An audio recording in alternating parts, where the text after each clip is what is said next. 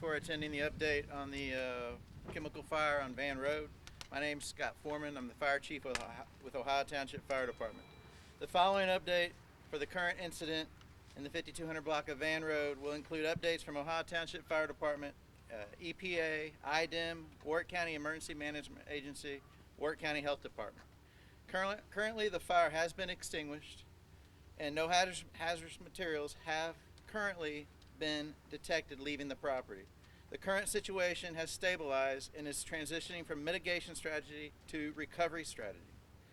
This transition still includes continuous air monitoring and sampling for hazardous materials in the affected area by EPA and IDEM. All agencies operating on the incident, number one concern still remains the safety and well-being of the public. Currently, what we know about the materials involved. Combustible metals were the main hazardous material involved in the fire. Examples would be magnesium, aluminum, and zinc. Although analysis of the area is still being conducted to determine if any other hazardous materials were involved in the fire. It has been determined that the facility had numerous hazardous materials on site. Though the majority of those hazardous materials were stored within the structure was not involved in the fire throughout the incident. No injuries or fatalities were sustained during the incident. During the incident, water runoff was detected entering the Van Road Park Lake. Currently, analysis is being conducted on the water in the lake to determine the environmental impact. We know there is a high possibility of fish die off in the lake. Additionally, during the incident, ash fall was detected in areas. Currently, EPA has survey teams in the area conducting assessments to determine the hazard to the public and how to decontaminate any surfaces the ash fell on. Next, EPA will speak. Yes, thank you. Adam Brebeck, OSC, out of Southern Illinois, US EPA. As of 0400 hours this morning, US EPA and our contractors have been conducting air monitoring around the impacted site. As of now, we have not received any readings above background. Also, I'd like to say that we have stood up a public website that can be found at response.epa.gov/PBTTINC fire response. This website's being stood up so citizens or property owners, if they experience or have seen any fire ash debris on their property, they can go to this website and report that location, and we'll also be updating that website frequently and working with the county health department. Thank you. Next, the representative from IDEM will speak. Andy Stinchfield, Indiana Department of Environmental Management, Emergency Response.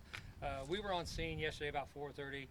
We did ask for mutual aid from our counterparts in Kentucky to provide air monitoring for the first 4 or 5 hours of when the fire was active.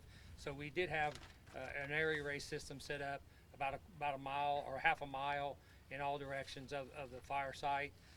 We had no detectable concerns during the active fire. We switched Kentucky out for US EPA about 8 o'clock this morning, and they started doing a little bit more extensive sampling for us.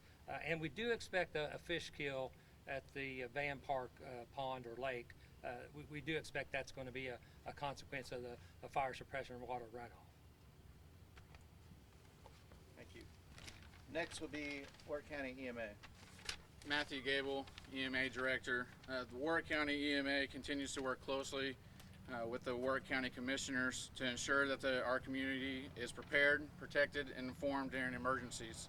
Recently, our agency has been in contact with our county commissioners to start the process of issuing a local emergency disaster declaration to provide the county with the tools and resources needed to respond effectively to emerging possible disasters and to access state and federal support if required. During the recent incident, residents raised an important question about the Integrated Public Alert and Warning System, IPAWS, and why some individuals received alerts while others did not. After careful review and research, Warrick County EMA identified the issue that was the radius of the shelter in place. We were informed that the issue was fixed by the IT support. In addition, in IPAWS, Warrick County EMA remains committed to ensuring information is pushed out across multiple platforms. This includes updates on our official social media page, coordination with local news outlets, and direct communications with partnering agencies by using a layered approach. We maximize the chances the critical information reaches every resident in real time. We appreciate the feedback from our community and encourage residents to stay connected by having multiple ways of alerts and enable all of them are on their devices. Together, with the support of our commissioners and the input of our residents, we will continue strengthening our emergency communication systems in response to our capabilities. Next will be a representative from the Health Department. Hi, I'm Dr. Carr. I'm the local health officer with the Warrick County Health Department. I too and my staff have been in contact and in communication with the Warrick County commissioners and working with them as well to also declare a local public health emergency due to the ash spread that has been detected. Right now, we don't know exactly what is in the ash, but we do know that the ash is testing at a very high pH, at a pH of 14, which can be very caustic to your skin or if you were to inhale it. So right now our advice is to avoid any ash that you have around your home or businesses or cars or wherever you may find it. Please do not touch it. If it were to come in contact with your skin, you could suffer some local chemical burns. If it were to spread up due to the wind and the air, you could inhale it and have some respiratory difficulty and issues. If you do accidentally come in contact with it, I do encourage you to seek medical attention from your local emergency department for further treatment. We're working with the EPA on how we can clean up the ash safely. In the meantime, if you cannot operate your business safely without coming into contact with the ash, we would advise that you would not open your business until it is cleaned up. We can take a few questions if you have any questions. Yeah, have you guys been in contact with PVTT, and are they cooperating with local authorities, EPA, IDEM?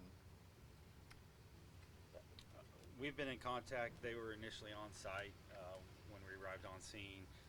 They have been cooperating with the current fire investigation that is going on to determine cause and origin. They're actually on site now and assisting other agencies with determining different factors with the fire and materials that were involved. Do we know roughly where like the highest concentration of ash currently is? Do we know roughly? Not really. During the incident, the wind changed direction 4 different times in 4 different directions, so it pretty much encompassed a 360-degree area around the fire. Were there any injuries during the fire? No injuries. Was this fire in the same place as it was in December? Same facility is. What is that business's name? PBTT. Can you say anything about what was determined with the fire in December, and if that fire involved any combustible metals or hazardous materials? That fire did involve small quantity of hazardous materials, not to the scale of yesterday. That fire was investigated by the State Fire Marshal's office and determined to be accidental. I know a lot of, I saw on the alert that like some cars could have had a lot of that ash on it. What advice do you give to kind of people whose like homes and cars and stuff that they kind of interact with on a daily basis? What advice do you give them to kind of deal with the ash? Right now, that's what we're working with the EPA on, coming up with a plan and advice on how to get rid of the ash from your personal property, whether it be the house or the car or whatever it is. And at this point, again, we advise you not to touch it or come into contact with it.